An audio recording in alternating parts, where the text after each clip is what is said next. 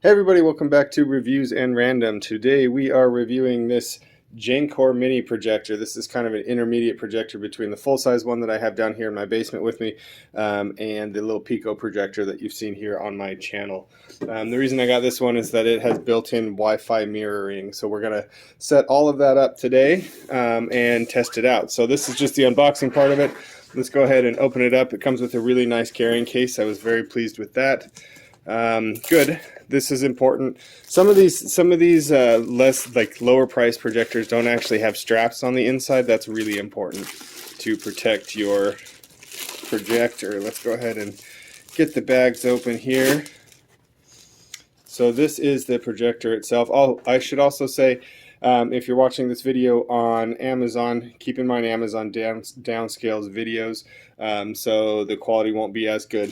If you want to see a full quality example of how well this works, go ahead and find me on YouTube. It's Reviews and Random. You can just search for Jankor mini projector review, and you should be able to pull it up. So anyway, also in the box is a VGA cable, a remote, an HDMI cable, the power cable. That's kind of a small power cable, so you'll probably need an extension cord if you're oh, okay, that's a little better. And then here's the transformer. I'm like, woo, that was little. Okay, and then also it's got the RCA to video if you're trying to plug in a camera. So it looks like it comes with all the connections that you need. Let's go ahead and get this baby fired up, connect it with the phone, and see how it does. I guess I should notice or point out here that this is the focus wheel to focus it, and the Keystone, which is what you're going to adjust if you tilt the projector like this. You need to adjust the Keystone, which will kind of help flatten out the video. I'll show you that when we get up and rolling. So let's go ahead, get this plugged in, and I'll be right back with you.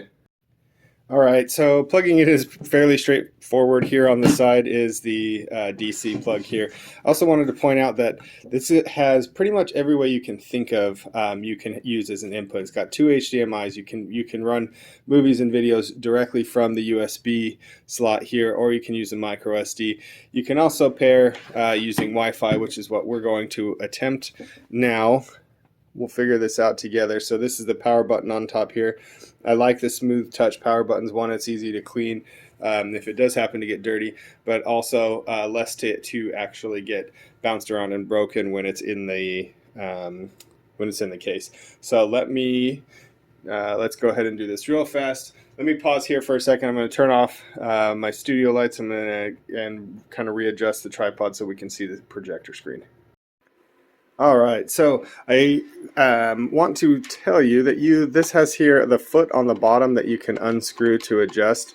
My screen here, obviously, this is the full length of it, so you can see that. My screen here is obviously set up for a ceiling mount projector, and I'm putting this on a table. So we're going to have a pretty significant, there it is, pretty significant angle here. So this is where that Keystone adjustment will have to come into play. All right, let's get this stuff tightened down here again. Looks good. All right, so let's go ahead and get this baby started up. So this is the Keystone. You can see how angled it is at the bottom, and so this, I just adjusted the Keystone, and then here is the focus adjustment. I do not want Dutch, German, whatever. So I'm going to hit the over button. I'm just controlling this using these controls right here, the arrows this way. So I can't show you both at the same time. All right, and then I'm going to press OK, confirm. All right, so there it is. Let me see if I can get that a little better in focus. Let me turn off the lights here the rest of the way real fast. At least most of the lights, I guess. So I do notice a little bit of blurring on the outsides here. The far side. And that might be a throw distance issue. I'm going to slide it, see if I can pull it back. It's not quite as narrow of a throw as I would need to be able to use it in this particular room. But all right, so let's go ahead. It does look like there's a little bit of a focus issue on the outside. If I can figure that issue out, I'll let you know, but let's go ahead and move on. I'm going to do, it does have iOS cast. I don't have Apple. I've got Android, so let's go ahead and set it up through Miracast. So Miracast, we're going to need to download the app on our phone. That looks terrible. Hold on here. Let me see if I can adjust. Maybe it's the sharp Keystone. Oh yeah, that does clear it up a little bit there. If I hold it up, so maybe mount this on a projector. I mean on a tripod. Oh, that's perfect. Okay, so that's the issue. That's the issue that I was running into, is that at a really steep Keystone like that, it does get a little bit blurry on the outsides. The outside edges. All right, I need one more light off here. There we go. All right. So you can see it actually was still visible with the lights on, which is nice if you're doing a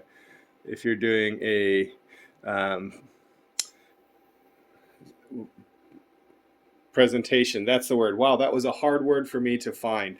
All right, so let me get my phone and I'll be back with you.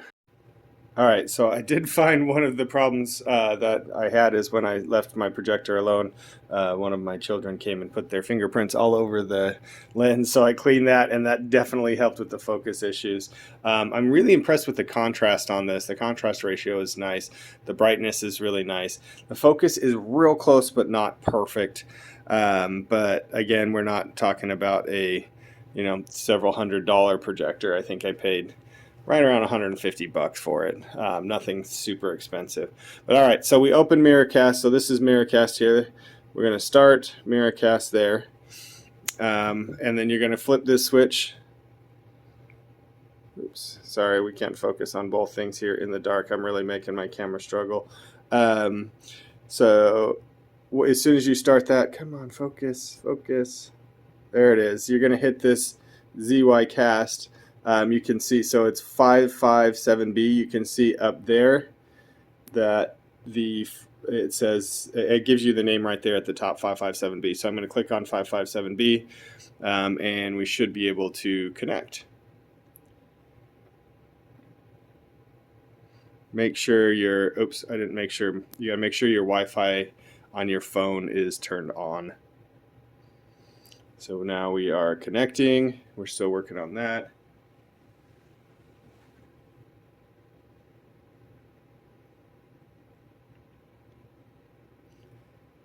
Rather than sit here in silence, I'm going to pause the video and I'll be back with you when it connects. All right, so let me adjust that Keystone because I mess with things. That didn't take long for that to connect. Sorry, it turned off. My phone just turned off. All right, and you can see it does take your orientation here. But let's go ahead and try some video here. I was going to do a streaming service. We can't do that because YouTube blocks my movie. So let's go ahead. This is just Jimmy Fallon. I'm going to get all this adjusted again with the Keystone and the focus. So still having that issue. I'm going to reach out to the manufacturer. For tonight's show, hashtag. So the volume is pretty good, actually. There's a volume control here too, which I believe is that. So the left and the right arrow. I'm going to ask you guys to respond to that topic. So since tomorrow is Thanksgiving and people will be I'm going to max it out so you can hear. Kitchen, we send out the hashtag cooking fail, where I ask you guys to tweet out a funny, definitely loud enough to hear, that happened to you in the kitchen. Within minutes, it was a trending topic. So thank you for playing along. I appreciate turn that down there. So much fun. Super easy to connect. Some of my favorite cooking fail responses. Oh, that's better. So maybe it's just a little delicate. There's a very delicate balance between your Thanksgiving away from home at college, Keystone and your focus adjustment, I think. I picked the turkey and stuffing. My friend showed up with a bag of Doritos, Funyuns, and a large box of Junior Mints. So, all right, I'm going to pause this so that I can talk. This one's from at Bone. And then here on the side is the Miracast button that you can click that, and you can do stop sharing, which is the top. I know that's out of focus, but I'm just having focus issues all over the place today. Let me turn the lights on and we'll finish this video up. All right, guys, so before I finish up here, I do want to go through some of the settings because I just found them out when I was making the video. So this is how you hit the setting button there, down there at the bottom. We're going to go over to image. One thing that I wanted to point out, I was really impressed with the, go to vivid. I was really impressed with the brightness of this. I had it turned down to 50%. That's what it comes stock. So I actually had turned it up to 100%. Which is really, really impressive for how, and then hit OK. For how bright this was, even without, there it goes, even at 50%, that's really, really impressive for me. Contrast, I'm not going to play with the contrast. I was pleased with the contrast. You can do sharpness. I'm not going to change that as well. I was happy with the image quality. Digital zoom, don't ever use that unless you absolutely have to, because you won't be happy with it. Digital zoom is never a good thing. So this is how you can adjust the sources.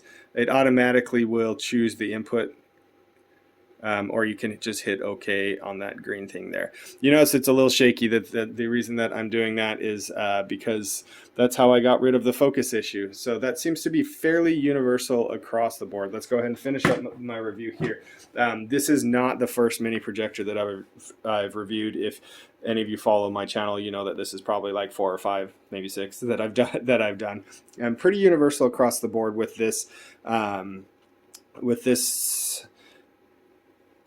Not quality, with this price point, I guess I should say.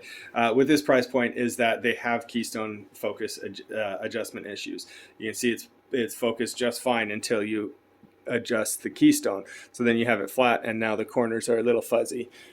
So the focus issue goes away if you don't have to use the Keystone. So I highly recommend putting this on a tripod. They're not expensive. To do that, all you're going to do is unscrew this. This is the same diameter as the tripod mount, and then you can have this at the height that you need to without any Keystone. You'll get the perfect clarity on that. So all in all, I think that you get a lot of bang for your buck with this projector, and that's the reason I'm doing this review. Just to reiterate here, I don't get paid for these reviews. The links in my descriptions are never affiliate links. I don't get paid if you buy the product. I only post videos for products that I like and I want to support the sellers. I do some of these videos and I just end up hating the product. I don't want to put it out there, so I throw away the video. So if you see any of the videos on here, it's because I actually really do like these products. So that out of the way, the reasons I like this: tons of inputs, pretty much any way you possibly could think to connect a device to this projector, it's got it. Super easy setup. Really bright. The contrast ratio is awesome. The colors were great. The brightness is awesome. The speaker is better than any of the other speakers on these little projectors that I've seen, so that if it's not like super robust sound, but it's definitely loud enough for people to be able to hear your presentation or movie just off of that speaker. You can also, it's got Bluetooth built in, so you can connect a Bluetooth soundbar to it if you want better sound, which I think is awesome as well. So whether you're looking for an inexpensive solution to a home theater, or if you want something portable for presentations, I think that you're going to be really happy for the price point, provided you don't have to use the Keystone. Meaning, get a tripod, throw it on a tripod, and this thing is a solid 5 stars. If you have to use a real high Keystone, because of the focus issues, it'd probably be maybe a 4-star rating from me. And again, I am yet to find any of the projectors in this price point that don't have that same issue. So that's the reason why I'm not really going to take any points off for it. But knowing that issue going into it might help you with your decision. So all in all, great projector. Pick it up. I think you'll be happy.